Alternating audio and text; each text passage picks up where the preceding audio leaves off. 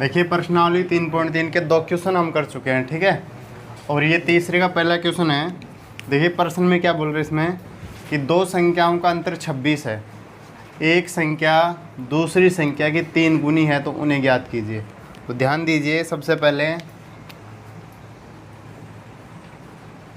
हल। अब देखो इसमें क्या है, दो संख्याओं का अंतर, तो दो संख्या मतलब दो चर, एक तो x होना चाहिए और एक क्या होना चाहिए y। तो अब देखो ये तो इसकी सेकंड शर्त है, इसके बाद में हम पूरा क्वेश्चन पढ़ते हैं। पहले एक संख्या दूसरी संख्या की 3 गुनी है, तो हम यहाँ पर क्या करेंगे, माना पहली संख्या तो मान लेते हैं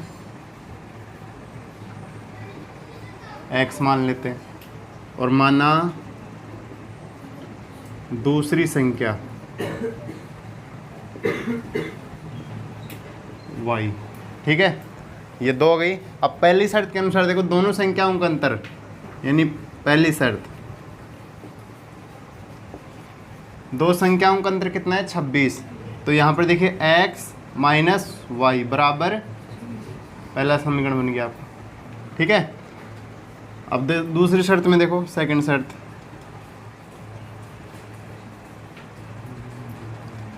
एक संख्या दूसरी संख्या की 3 गुनी है। तो ऐसे कर लेते हैं हम, ये पहली संख्या ये दूसरी संख्या, यानी एक संख्या ये हो गई और दूसरी संख्या ये हो गई 3 वही, ठीक है। 3 गुना हो गई। समीकरण नंबर कितना हो गया, ये आपका 2 हो गया। आप देखो इसमें से सीधा डायरेक्ट मान है, आपको इसमें तो न तो पहले समीकरण से हल करना है न दूसरे से, आपको क्या करना है डायरेक्ट मान रखना है। क्या करना है, डायरेक्ट मान रखना है। देखिए कैसे कि x का जो मान इसमें रख देंगे, है ना। समीकरण 1 में समीकरण 2 का मान रखने पर, 2 का मान रखने पर, तो देखिए x का मान है 3y माइनस ये y आ जाएगा, बराबर में कितना रह गया 26। तो हमारे पास इधर बच गया 2y, कितना बच गया 2y बराबर 26। तो y का मान कितना आ गया 13, y का मान कितना आया 13। अब जो y का मान 13 आया है, हम इसको क्या करेंगे, इस समीकरण में रख लेंगे। किस में रखेंगे, y बराबर 13 समीकरण 2 में रखने पर, समीकरण 2 में, तो x बराबर 3 गुणा 13, तो x का मान कितना आ गया 39 आ गया। x का मान कितना आ गया, y का मान आ गया 13 और x का कितना आ गया 39। तो आपकी पहली संख्या तो हो गई 39 और दूसरी संख्या कितनी हो गई 13। अब आप इसमें देखो एक चीज़, यहाँ पर क्या बोल रहा है कि एक संख्या दूसरी संख्या की 3 गुनी है, मतलब एक संख्या को हम 3 बार गुणा करें ना तो दूसरी संख्या आ जाए। तो देखो आप इस 13 का पढ़ा 3 बार बोलोगे, 13 कम 13, 13 दूनी 26, 13 3 39, तो यहाँ पर आ गई ना 3 गुनी हो गई। तो ये आपका क्वेश्चन हो गया कौन सा। देखो दूसरा क्वेश्चन है, दो समपूरक कोणों में, दो समपूरक कोणों में बड़ा कोण छोटे कोण से 18 डिग्री अधिक है। अब देखो ध्यान दो, यहाँ पर ये क्या बोल रहा है समपूरक कोण। और समपूरक कोण क्या होता है कि ऐसे दो कोण जिनका योग कितना हो 180 डिग्री, यानी दो कोणों का योग यदि 180 डिग्री हो जाएगा तो वहाँ पर वो दोनों कोण क्या कहलाएंगे, समपूरक कोण कहलाएंगे।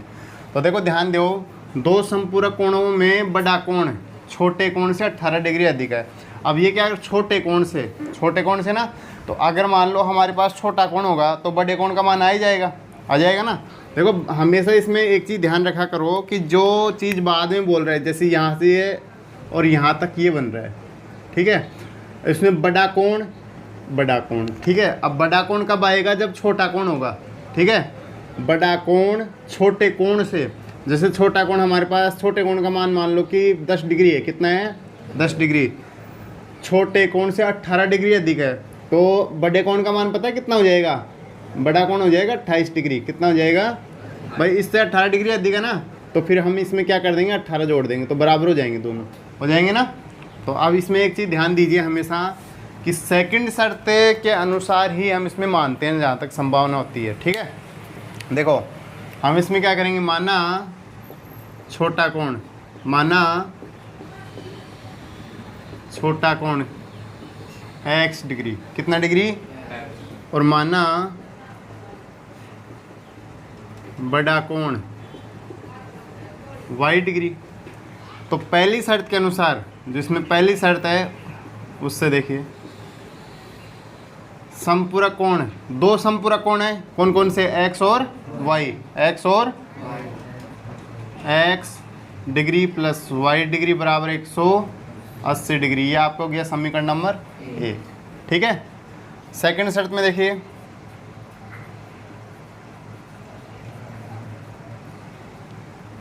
छोटे कोण से, यानी हम लिखेंगे यहाँ पर बड़ा कोण कौन सा है, y डिग्री बराबर x प्लस 18 डिग्री। ये आपका समीकरण हो गया 2। अब इसमें देखो y का मान सीधा सा है, तो हम क्या करेंगे, समीकरण 1 में रख देंगे। समीकरण 1 में समीकरण 2 का मान रखने पर, मान रखने पर रखेंगे। देखिए x डिग्री ऐसे कैसे आ जाएगा, प्लस y डिग्री का मान क्या है, x डिग्री प्लस 18 डिग्री बराबर 180 डिग्री। ठीक है। तो ये कितना हो गया, 2x डिग्री और 180 माइनस 18, ये आगे चला गया ना। तो हमारे पास जो इसमें मान आएगा वो आएगा x बराबर, ये कितना बच गया 162 और बटे में कितना आ जाएगा 2।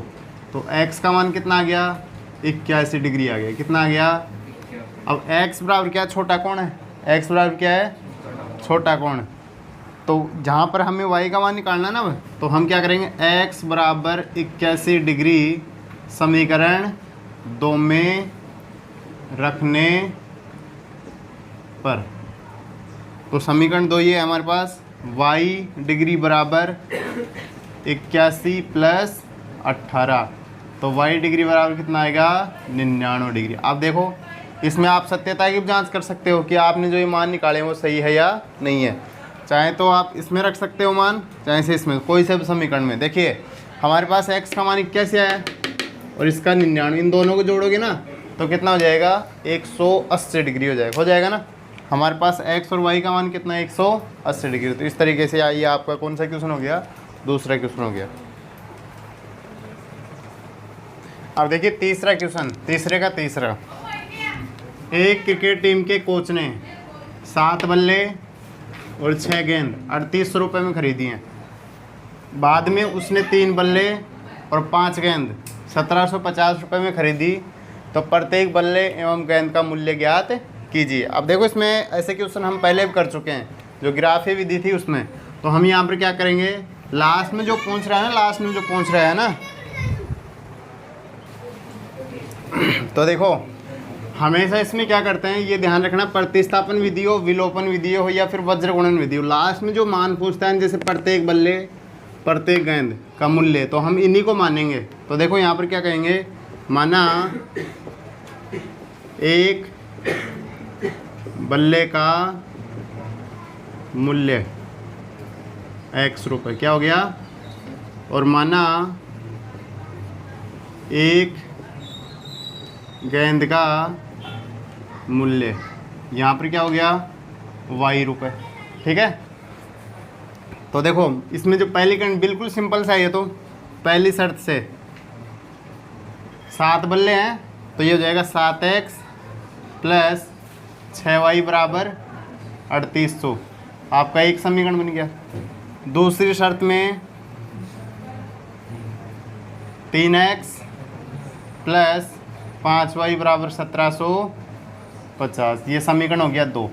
अब इसमें क्या करना आपको, इसमें मान निकलेंगे। अभी तक जो पहला और दूसरा क्वेश्चन था उसमें तो सीधा डायरेक्ट था ना, लेकिन इसमें मान निकलेंगे। आप यहाँ पर क्या करो, समीकरण 1 को ले लो। किसको ले लेंगे, समीकरण 1 से, समीकरण,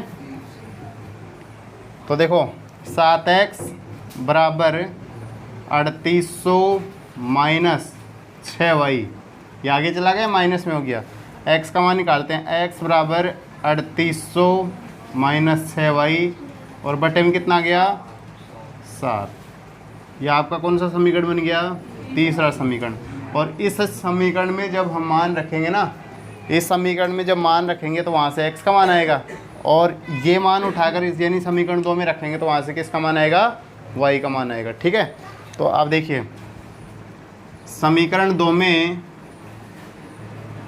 समीकरण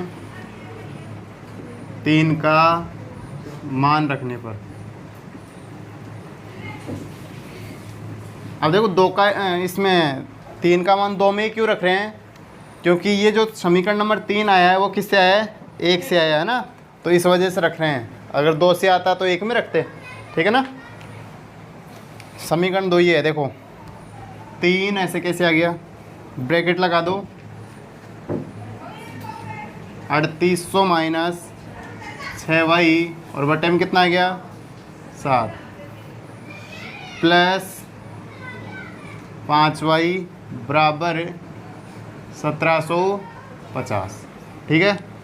अब इसको हम क्या करेंगे, यहाँ से गुणा करेंगे, क्या करेंगे, गुणा। तो देखो इसको गुणा करेंगे तो 114 मतलब 11,400 माइनस 18y और बटे में कितना है 7 प्लस 5y बराबर 1750। अब इसका लघुत्तम आएगा, देखना इसका लघुत्तम कितना आया 7 है, तो ये इसका लघुत्तम आएगा ना 7, तो देखो ये ऐसे हो जाएगा 11,400 माइनस 18y और ये 7 इसके साथ गुणा होगा ना, तो कितना हो गया 35y और 1750 गुणा में कितना हो जाएगा 7, 1750 गुणा 7 हो गया। अब देखो गुणा करो, इसको गुणा ही कर दो, है ना, यहाँ पर इसको गुणा करो तो डायरेक्ट ही कर दो गुणा, है ना, यानी इसको 7 से गुणा करेंगे ना तो ये हो जाएगा, देखो 0 7 पंजू 35 और 5 और 12,250 आ गया 7 से गुणा करने पर, ठीक है। अब देखिए इधर तो कितना बच गया 17y, कितना बच गया, और ये हो जाएगा 12,250, या फिर आप इसको यहाँ पर गुणा करके दर्शा दो कि नहीं तो फिर बाद में समस्या आएगी कि ये कहाँ से आ गया, कई बच्चों को समझ में नहीं आता ना, तो इस वजह से आप यहाँ पर गुणा करके इसको दर्शा सकते हैं, ठीक है।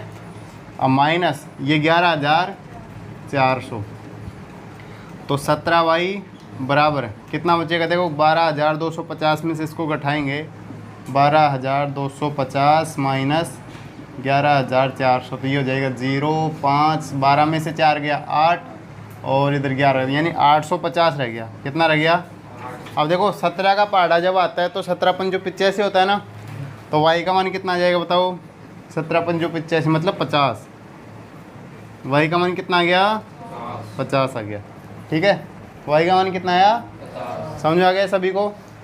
अब जो y का मान 50 आया है वो हम कहाँ रखेंगे, समीकरण 3 में, किस में रखेंगे, समीकरण 3 में, तो यहाँ पर लिखेंगे y बराबर 50 समीकरण 3 में रखने पर y बराबर, अब समीकरण 3 का आपका ये रहा, x बराबर 3800 माइनस 6 गुणा 50 और बटे में कितना 7, तो देखो x बराबर 3800 माइनस ये कितना हो गया 300, कितना हो गया, और बटे में कितना आ गया 7, तो देखो कितना बच गया बताओ 3500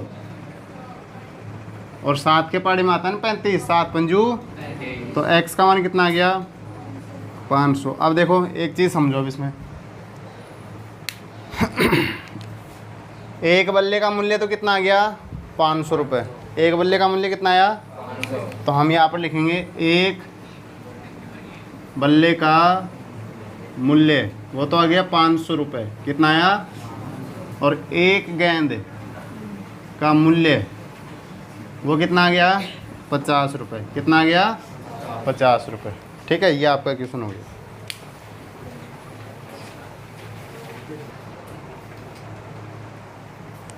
क्वेश्चन नंबर 4 है, एक नगर में टैक्सी के भाड़े में एक नियत मतलब होता है फिक्स, क्या होता है फिक्स भाड़े के अतिरिक्त चली गई दूरी पर भाड़ा सम्मिलित किया जाता है। मतलब कहने का मतलब ये हो गया कि अगर मान लो 1 से 10 किलोमीटर जैसे 50 रुपये लगते हैं तो लगेंगे। अगर आप ए स्थान से बैठते हैं, जैसे मान लो ए और बी के बीच में 10 किलोमीटर की दूरी है ना, यहाँ से यहाँ तक 50 रुपये लगते हैं, कितने लगते हैं 50 रुपये। तो अगर मान लो आप 8 किलोमीटर की दूरी तय करते हो, कितने किलोमीटर की? 8 किलोमीटर की, तो भी आपके कितने रुपए लगेंगे? 50 रुपये लगेंगे। कितने लगेंगे? ये फिक्स है। अगर 10 किलोमीटर की दूरी तय करते हो तो भी कितने लगेंगे? 50। 4 किलोमीटर की दूरी तय करते हो तो भी कितने लगेंगे? 50। 3 किलोमीटर की दूरी तय करते हो तो भी कितने लगेंगे? कहने का मतलब ये हो गया कि भाई फिक्स है इसमें मान, यानी आप जितनी दूरी इसमें तय करोगे, जितनी दूरी तय करोगे उतना मान है, लेकिन स्टार्टिंग का जो फिक्स इसमें किराया कर रखा है वो लगेंगे। ठीक है, समझ आया? इसके बाद में जैसे मान लो आप 11 किलोमीटर की दूरी तय की आपने, क्या की? 11 किलोमीटर की, तो 1 से 10 का तो 50 हो गया, लेकिन उसके बाद में हर किलोमीटर का लगेगा। जैसे भाई 1 किलोमीटर का 2 रुपये या 4 रुपये, इस तरीके से। समझ आ गया? तो इसमें ये पूछा गया है। अब देखो लास्ट में क्या पूछा है, इसमें 2 प्रकार से क्वेश्चन पूछ रहा है, नियत भाड़ा और प्रति किलोमीटर भाड़ा क्या है। एक तो ये हो गया, एक व्यक्ति 25 किलोमीटर की यात्रा करने के लिए कितना भाड़ा देना होगा, यानी 25, ये अलग है। ठीक है, तो हम यहाँ पर क्या करेंगे, देखिए सबसे पहले नियत भाड़ा है ना, माना नियत भाड़ा कितना हो गया? x रुपये। कितना हो गया? समझ आ गया सभी को? माना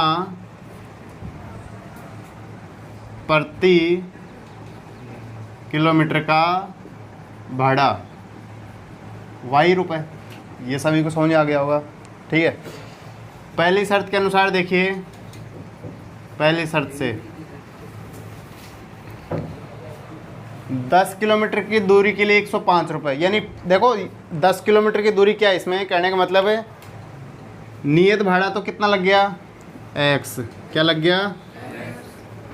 अब इसके अलावा 10 किलोमीटर दूरी उसने और तय की है, तो ये हो जाएगा 10 से y बराबर 105, समीकरण नंबर 1। ठीक है, दूसरी शर्त है x किराया तो लगे लगेगा, इसके अलावा उसने 15 किलोमीटर की दूरी तय और की है, तो यहाँ पर हो जाएगा 15y बराबर 155, समीकरण नंबर 2। ठीक है, आप कोई सा भी समीकरण ले लो, चाहे से पहला ले लो चाहे से दूसरा ले लो।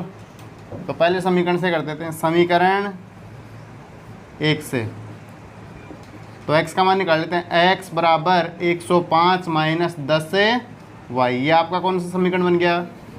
तीसरा समीकरण बन गया। ठीक है, अब देखिए जो समीकरण 3 है, समीकरण 3 का मान किस में रखेंगे? समीकरण 3 का मान समीकरण 2 में रखने पर, तो देखो x का मान ही तो रखना है ना, 105 माइनस 10y प्लस 15y बराबर 155। अब देखो यहाँ से हल करो इसको, ये तो हो गया, इसको आगे भेज दो 105 को तो, है ना। इधर हमारे पास बच जाएगा 5y बराबर 155 माइनस 105, ये समझ में आ गया क्या? यहाँ पर कितना बचा? 5y, 15 में से 10 गया, कितना बचा? 5, और ये आगे चला गया, तो हमारे पास यहाँ पर आ जाएगा 5y बराबर कितना? 50। तो y का मान कितना आ गया? 10। y का मान कितना आ गया? मतलब प्रति किलोमीटर का भाड़ा कितना है? 10 रुपये। कितना है?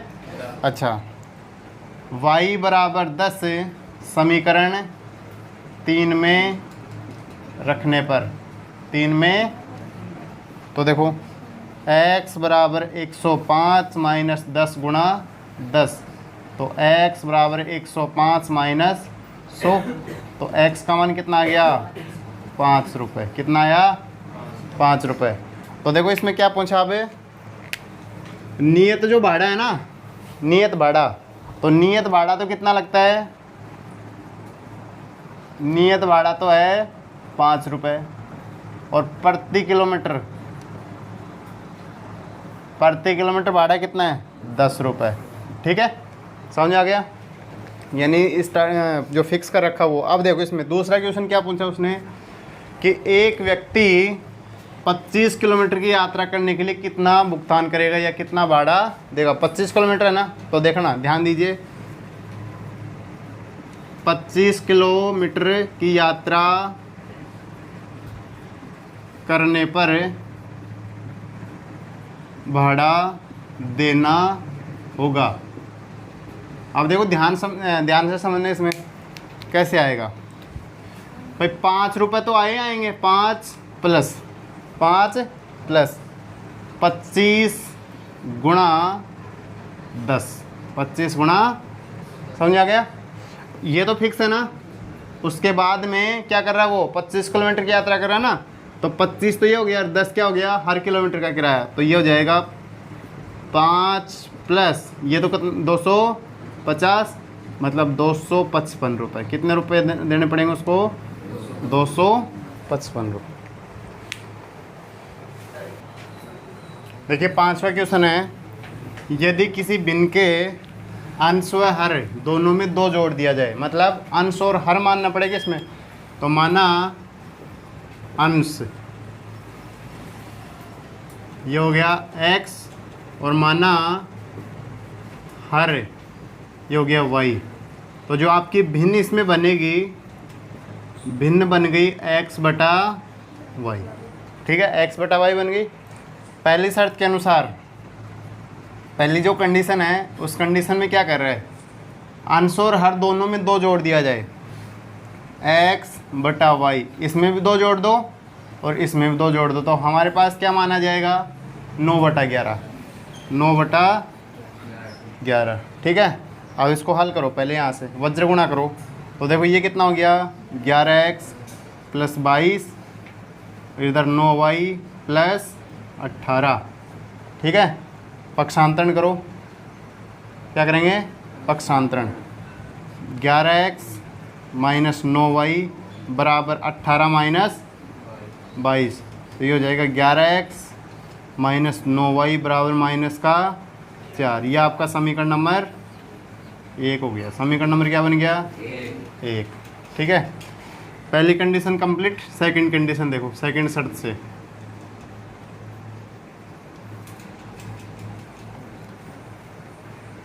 अंश और दोनों में कितना जोड़ रहा है, अब 3। कितना जोड़ रहा है, तो x बटा y, ये तो भिन्न हो गई, और इनमें क्या जोड़ देंगे, 3x ये प्लस y, कितना x प्लस 3 और y प्लस, तो हमारे पास कितना आ जाएगा, 5 बटा, वज्र गुणा कर दो, 6x प्लस 18, 6x प्लस 18। तो ये हो जाएगा 5y प्लस 15।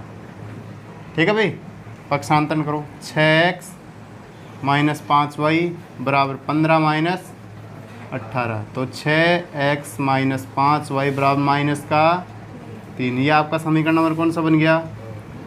अब देखिए यहाँ पर हमारे पास 2 समीकरण आ गए। हम या तो हम समीकरण 1 को लेंगे या समीकरण 2 को लेंगे। ठीक है, तो समीकरण 1 को ले लेते हैं। समीकरण 1 से मान निकालेंगे किसी का भी। 11x बराबर माइनस 4 प्लस 9y, x बराबर माइनस 4 प्लस 9y बटा 11। यह आपका समीकरण कौन सा बन गया, 3। समीकरण नंबर 3। अब ये समीकरण नंबर 3 बन गया। इसका मान किस में रखेंगे, समीकरण नंबर 2 में। तो आप यहाँ पर लिख सकते हो कि समीकरण 2 में समीकरण 3 का मान रखने पर, देखो रखो, 6 ब्रैकेट माइनस 4 प्लस 9y बटा 11 माइनस 5y बराबर माइनस का 3। ये हमने इसमें मान रख दिया। ठीक है, अब देखो हल करो। ये कितना हो गया, माइनस का 24 प्लस ये इसको गुणा करेंगे 54y और बटे में कितना आ गया 11 माइनस और बराबर माइनस का। तो मैंने इसमें बताया था कि लघुत्तम सीधा डायरेक्ट ही लेते हैं इसमें हम, है ना। तो 11 को देखो ये तो गुणा होगा नहीं, इसको गुणा कर दो और इसको गुणा कर दो, तो माइनस 24 प्लस 54y, और ये कितना हो जाएगा 55y, और ये हो जाएगा माइनस 3 गुणा 11, 3 गुणा, ठीक है। तो इधर तो कितना बच गया माइनस का y बचा ना, और ये हो जाएगा माइनस 33 प्लस 24, ये आगे चला गया प्लस का हो गया। तो माइनस वाई बराबर कितना बचा माइनस का 9, तो y का मान कितना आ गया भाई 9 आ गया, प्लस का, ये समझ आया। अब आगे देखो, y बराबर जो 9 आया है वो किस में रखेंगे, इसमें समीकरण नंबर 3 में। तो आप यहाँ पर लिखेंगे कि y बराबर 9 समीकरण 3 में रखने पर, तो रखो, देखो ये x बराबर -4 गुणा 9 गुणा 9, और बटे में कितना आएगा 11, x बराबर माइनस कितना 4 और 9 नाम, और बटे में तो x बराबर 77 बटा, तो x का मान कितना आ गया, मतलब जो आपकी भिन्न इसमें बनेगी ना, देखो क्या पूछ रहे हैं इसमें भिन्न ज्ञात करो, तो x बराबर तो हमने क्या माना है अंश, तो x का मान कितना आ गया 7, तो इसकी जो भिन्न आएगी, भिन्न आ जाएगी 7 बटा 9, 7 बटा, भाई ये देखो ये तो आ गया हर, और ये आ गया अंश आ गया, तो अंश बटा हर, ये आपकी क्या बन गई भिन्न बन गई। उतारो। इस प्रश्नावली का लास्ट क्वेश्चन है, 5 वर्ष बाद जैकब की आयु उसके पुत्र की आयु से 3 गुनी हो जाएगी। 5 वर्ष पूर्व जैकब की आयु उसके पुत्र की आयु की 7 गुनी थी, तो वर्तमान आयु क्या है। तो हम यहाँ पर क्या करेंगे, माना पिता की यानी जैकब, माना जैकब की आयु x वर्ष मान लेते हैं, और माना पुत्र की जैकब की वर्तमान आयु, कौन सी आयु वर्तमान,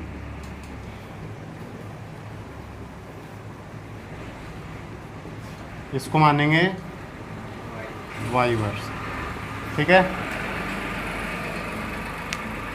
अब देखो इसमें क्या कर रहे हैं, 5 वर्ष बाद, 5 वर्ष बाद, पहली कंडीशन है 5 वर्ष बाद। तो देखिए इधर तो हम लिख लेते हैं जैकब को, किसको लिख लेते हैं जैकब, और इधर हो जाएगा इसका पुत्र, ठीक है, समझ आ गया। अब जो जैकब की वर्तमान आयु है वो क्या है x वर्ष, और पुत्र की वर्तमान आयु है y। 5 वर्ष बाद, जैसे आज आप 15 साल के हो, तो 5 साल बाद में कितने हो जाओगे 20 साल के हो जाओगे, ठीक है। तो हम यहाँ पर क्या करेंगे +5, और इसमें +5, ठीक है। अब कंडीशन को आगे पढ़ो, 5 वर्ष बाद जैकब की आयु पुत्र की आयु से 3 गुनी है, तो यहाँ पर पुत्र की आयु कितने से गुणा कर देंगे 3 से, ये बराबर का चिन्ह आ जाएगा, ठीक है। तो ये हमारे पास बन जाएगा x + 5 बराबर 3y + 15, ठीक है, समझ आ गया। तो आप क्या करोगे इसमें, देखो इस 5 को बट्टे में ले जाओ, बस x का मान आ जाएगा ना यहाँ से, किसका मान, यहाँ तक ये समीकरण बन गया। देखो इसमें आगे हम जब मान निकालेंगे इसमें, तो x बराबर 3y + 15, और ये माइनस का क्या हो जाएगा 5, तो x बराबर हमारे पास आ जाएगा 3y + 10, ये आपका समीकरण नंबर बन गया 1, समीकरण नंबर 1। सेकंड जो शर्त है, सेकंड शर्त के अनुसार 5 वर्ष पूर्व, 5 वर्ष पूर्व, तो 5 वर्ष पूर्व जैसे जैकब है और इधर कौन है पुत्र, तो 5 वर्ष पूर्व देखो ये तो हो जाएगा x - 5, और ये हो जाएगा y - 5, ठीक है। अब ये 7 गुनी आयु का है ना, तो इसको कितने से मल्टीप्लाई कर दो 7 से, तो हमारे पास जो मान आएगा x - 5 बराबर 7 y - 35, ठीक है। तो देखिए x, इसको इधर ले आओ -7y और -35 + 5, तो x - 7y बराबर -का 30, यह आपका समीकरण हो गया 2। अब समीकरण 2 में समीकरण 1 का मान रखने पर, ठीक है, इसका मान रखेंगे। तो x का मान है देखो यहाँ पर 3y plus 10, 3y plus minus 7y बराबर माइनस का 30।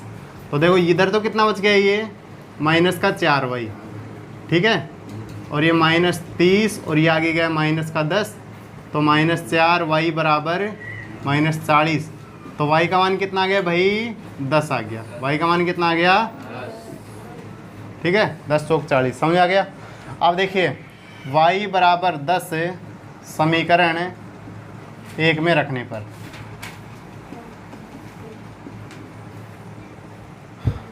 x बराबर 3 गुणा 10 प्लस 10, तो ये हो जाएगा 30 प्लस 10, तो x का मान हो गया 40, ठीक है। अब देखिए y बराबर कौन है, पुत्र है, तो पुत्र की आयु तो कितनी आ गई, 10 वर्ष, और x बराबर क्या है, जैकब, तो जैकब की आयु कितनी हो गई, 40 वर्ष। तो इस प्रकार से ये आपका चैप्टर यहाँ पर 3.3 कंप्लीट हो गया।